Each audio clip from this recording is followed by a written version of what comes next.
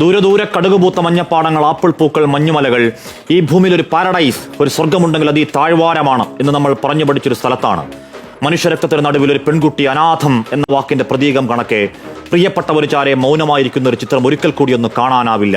ആ നിശബ്ദ വേദനയ്ക്ക് എന്തൊരാഴമാണ്. ആ കൈകളിൽ കിടക്കുന്ന ചുവന്ന കുപ്പിവളകൾ മിണ്ടാതെ പറയുന്നുണ്ട്, 6 നാൾ മാത്രം നീണ്ടൊരു മധുവിധ മധുരം.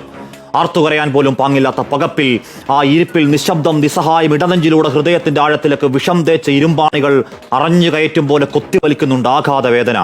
ഈ രാജ്യത്തിന്റെ കൊക്കിന് ജീവനുള്ള കാലത്തോളം മറക്കാവതാണോ? വൈധവ്യങ്ങൾ, പുത്രദുഃഖങ്ങൾ, അനാഥരായ മക്കൾ, ആ 29 പേരുടെ ജീവത്യാഗത്തിന് കാരണക്കാരായ ചെകുത്താന്റെ മക്കൾക്ക് സ്വപ്നത്തിൽ പോലും മാപ്പ് എന്ന വാക്ക് മിണ്ടാവതാണോ, പൊറുക്കാവതാണോ? അന്ന് പത്താൻകോട്ടിൽ, പുൽവാമയിൽ, ഉറിയിൽ, അമർനാഥിൽ, റിയാസിയിലൊക്കെ കുരുതുകൾക്ക് ശേഷം പറഞ്ഞ പോലെ അടിച്ചുവെച്ച മട്ടിലാണ് റെഡിമെയ്ഡ് പ്രതികരണം. ഞങ്ങൾക്ക് പങ്കില്ല എന്നാണ് പാകിസ്ഥാന്റെ പറച്ചിൽ. വെറും വ്യാജ വർത്താനം. എന്നിട്ടൊരു അലങ്കാരം പോലെ അയൽ രാജ്യത്തിന് അനുശോചനം. ആർക്ക് വേണമടോ കൊണ്ടുപോയി പുഴുങ്ങി തിന്ന്. നിങ്ങളുടെ ആത്മാർത്ഥതയില്ലാത്ത വെറും വാക്ക് മിസ്റ്റർ ഷഹബാസ് ഷരീഫ് അഥവാ രാജ്യത്തിന്റെ പ്രധാനമന്ത്രി.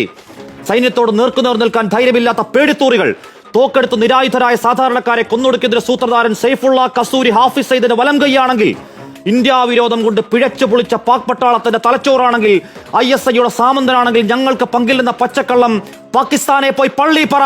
മറന്നവരാണ് നിങ്ങൾ. പരാജയത്തിൽ ഉളുപ്പില്ലാതെ മുട്ടുകുത്തി ജീവന് വേണ്ടി തണ്ടിയ മേധാവി നിയാസയെ ഞങ്ങൾ വെറുതെ വിട്ട നാണം കെട്ട ചരിത്രം. കാർഗിൽ തിരിച്ചോട്ടം, ബലാക്കോട്ടിന്റെ നീലാകാശ് നിറഞ്ഞ മിറാഷ് വിമാനങ്ങൾ, താഴെ ചാമ്പലായി ചത്തുമലച്ചു കിടന്ന ഹാഫിസ് സയ്യിദ് അടവച്ചിറക്കിയ അന്ധകവിത്തുകൾ, മരണവക്താക്കൾ ഒക്കെയും മറന്നതാണെങ്കിൽ പഠിക്കുന്നില്ലെങ്കിൽ കാത്തിരിക്കുക ആവർത്തന ചരിത്രം. ചോര കൊണ്ട് അശനിവാദം. ഈ മഹാരാജ്യത്തിന്റെ പ്രതികാരം തടുക്കാൻ നിങ്ങളുടെ സൈനിക മേധാവി ഉണ്ടല്ലോ. ഇന്ത്യ വിരോധം തലക്കി പിടിച്ച് വട്ടായൊരുത്തൻ അസീം മുനീർ, അയാളും അയാളുടെ കൂലിപ്പട്ടാളവും കുറച്ചുകൂടി മൂക്കണം. ചെറുക്കാമെങ്കിൽ ചെറുക്ക്. അവിടെ മതം തിരിഞ്ഞ് നിങ്ങൾ പാവങ്ങളെ പോയിന്റ് ബ്ലാങ്കിൽ നായാടിയെങ്കിൽ, വീണവന്റെ മതം ചെയ്യാത്ത ഞങ്ങൾ ഇന്ത്യക്കാർ രോഷത്തിൽ എരിയുന്നുണ്ടെങ്കിൽ, വിനാശകാലെ നിങ്ങൾ ചിന്തിയത് ഞങ്ങളുടെ സഹോദരങ്ങളുടെ ചോരയാണെങ്കിൽ, കസൂരിയും അയാളുടെ മാസ്റ്റർ ബ്രെയിൻ തന്തമാരും ആയുഷണ്ണി കാത്തിരുന്നോ? വരുന്നുണ്ട് നിന്റെയൊക്കെ അണ്ണാക്കിലേക്ക് റഫാൽ, മിറാഷ് തീർക്കുന്ന വെടിക്കെട്ട്.